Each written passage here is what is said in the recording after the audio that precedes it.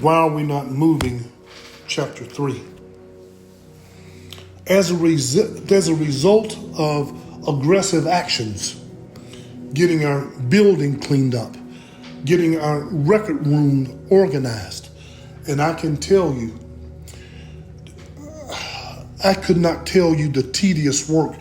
We had more than 250 different student records that we laid out all over those tables in the cafeteria and went through paper by paper by paper, reorganizing all of the records of prior students and current students.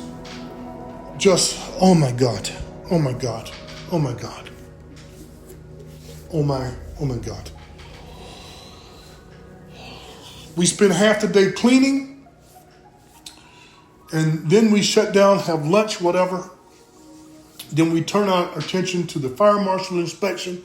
Then we'll turn our attention to the records, donating each amount of time, using our own money many times. Day after day, day after day, for 2 months. It was a task that seemed insurmountable. But as a result of that, the fire marshal came back just as scheduled at the end of July, and he walked through. And if you speak to him today, he said to me, Dr. Evans, this is remarkable. I said, what do you think, brother? He says, I'm going to be very honest with you. I was prepared today and showed me the letter that he was preparing and wanted me to take a look at that to see if I was in agreement with him. But it was an outline for the reasons for the shutting down of the school. He had already begun to prepare that. And he says, I can't believe what you and your team has done. From time to time, staff members would come by and they want to look in their classroom. We told them, the building is closed. You can't come in right now. Some of them, because, they were able to do the role, some of them were upset about that. But as we got closer to the opening of school, they were able to come through. And of course, they were like, oh my God. Oh my God. We took truckloads and truckloads and truckloads and truckloads to a place down there, and we didn't have money to dump the stuff, but we had favor with the person who owned the dump, and he allowed us to dump many of those loads free of charge. I thank God for having favor, because it's better than silver and gold. We took over our first group of prior students, which were about 6 boxes of records. Nothing had been turned into the district for years. And we took over those first boxes of records to the districts of many of the students that were still there, but they had no prior records because they were with us. And the district never had those, and they were outraged about that.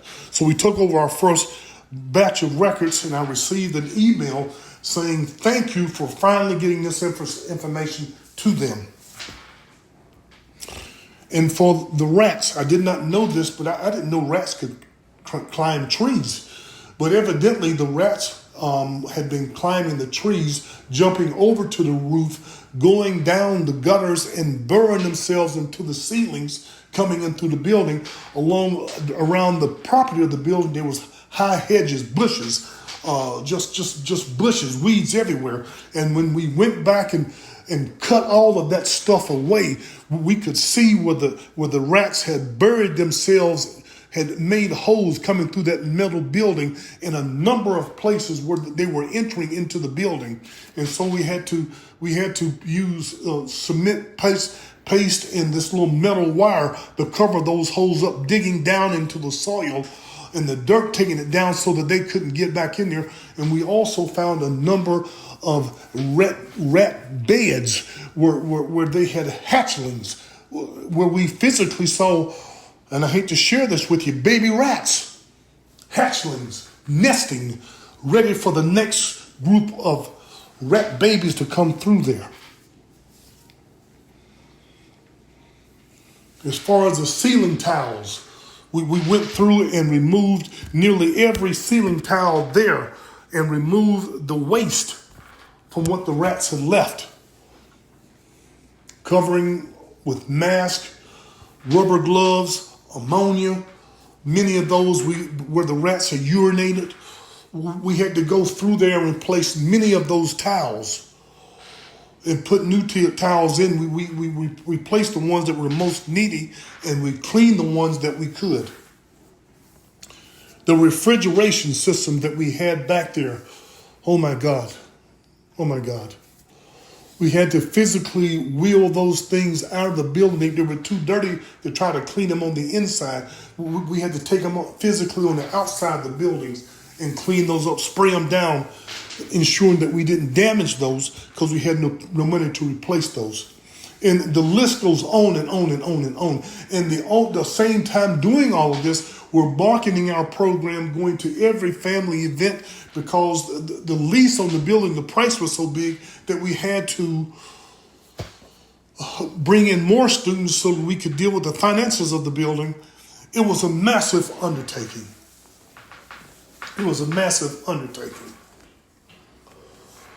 All being said, if you're going to change the situation in your life,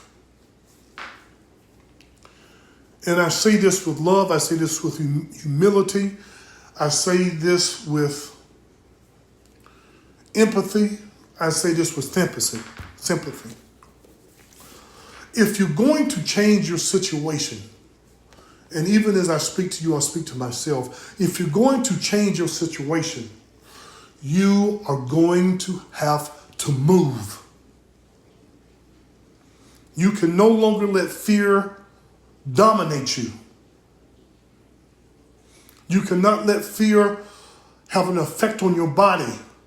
You cannot allow fear to interface with your interpersonal skills. You cannot allow fear to mess with your mind.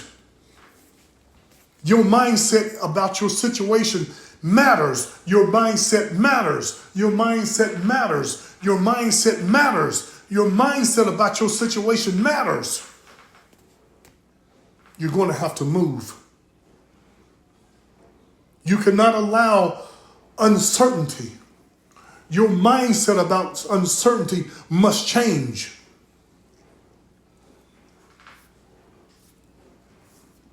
If it does not, it's going to affect your future outcomes.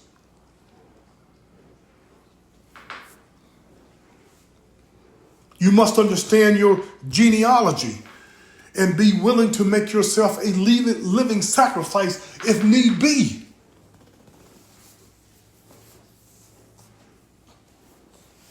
And above all,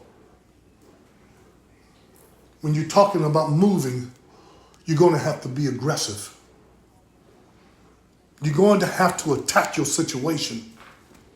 You're going to have some personal confrontation, some personal conversation with yourselves. You're going to have some personal conversations with yourself. You're going to have to attack your situation. You're going to have to be aggressive about it. You cannot sit back and wait. You're going to have to be aggressive about it.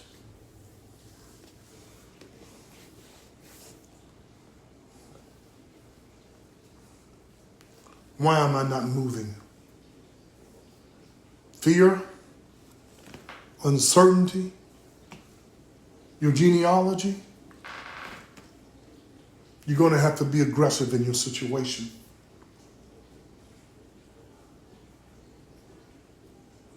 I thank you so much for listening today. This is one of my longest podcasts, but I wanted to get this off of me today to get this to you.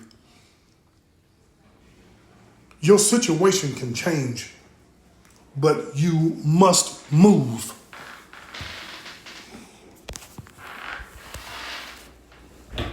Your situation can change, but you must move. You got to stop blaming. And it's going to be the hardest thing that it is for you to do.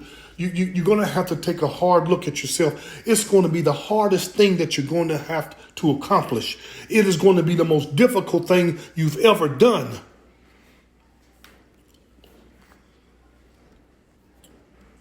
But when you ask yourself, why am I not moving?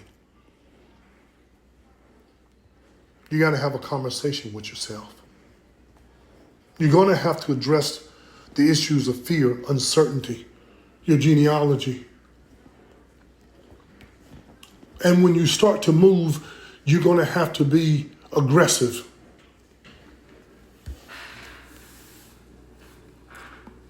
You're going to have to be aggressive and relentless.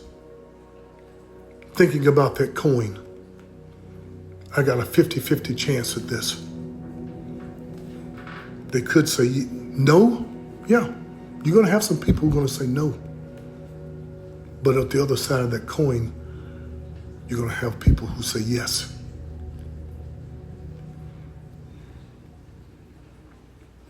I thank you for listening today. Mindset matters. To my colleagues, Mr. Alex, Mr. McBride, I thank you for your partnership. Please take a moment to leave me some comments behind. Please take a moment to subscribe. I have so much information to share with you. So much information to share with you. Again, thank you for listening. Leave a comment. Leave a comment. Subscribe. I've got so much information to share with you. Thank you for listening today. May God bless you in everything that you do today. And remember these words. You have to move. And in that movement, if you really want it, you got to be aggressive. God bless. Have a great day.